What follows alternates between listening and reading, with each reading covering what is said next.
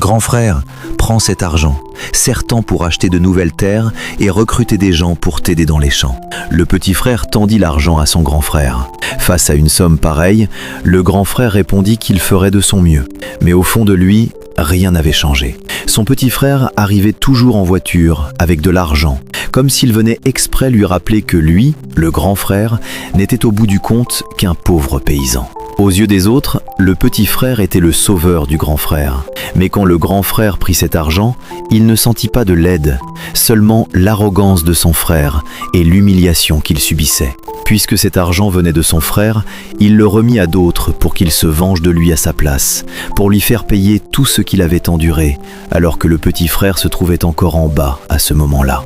De son côté, le petit frère était encore plongé dans sa joie. Il pensait avoir fait ce jour-là un très gros investissement, et il venait même d'obtenir une nouvelle promotion au travail. Il avait déjà commencé à imaginer la suite. Une fois que tout serait définitivement confirmé, il prendrait une partie de cet argent pour construire une grande ferme à son grand frère, et il lui achèterait aussi une voiture. Mais à cet instant précis, une mauvaise nouvelle tomba brutalement. Quelqu'un lui annonça avec beaucoup de regret que le marché était en train de chuter et que son investissement était perdu. Le petit frère resta figé. Il n'arrivait pas à comprendre, parce que c'était tout son argent, et pourtant il avait tout calculé avec soin. Mais avant même d'avoir le temps de reprendre ses esprits, il dut d'abord aller au travail.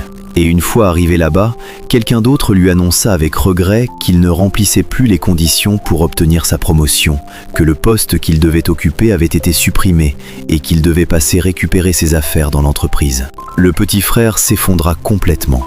Son investissement avait disparu et maintenant, il avait aussi perdu son travail. Il ne pouvait pas accepter tout ça. Il ne pouvait pas accepter d'avoir tout perdu le même jour. Alors il décida d'aller voir un ami pour comprendre ce qui s'était vraiment passé. Mais quand il arriva sur place, il découvrit que sa voiture avait elle aussi été complètement détruite. À cet instant-là, il s'écroula totalement, parce qu'en une seule journée, il avait vraiment tout perdu.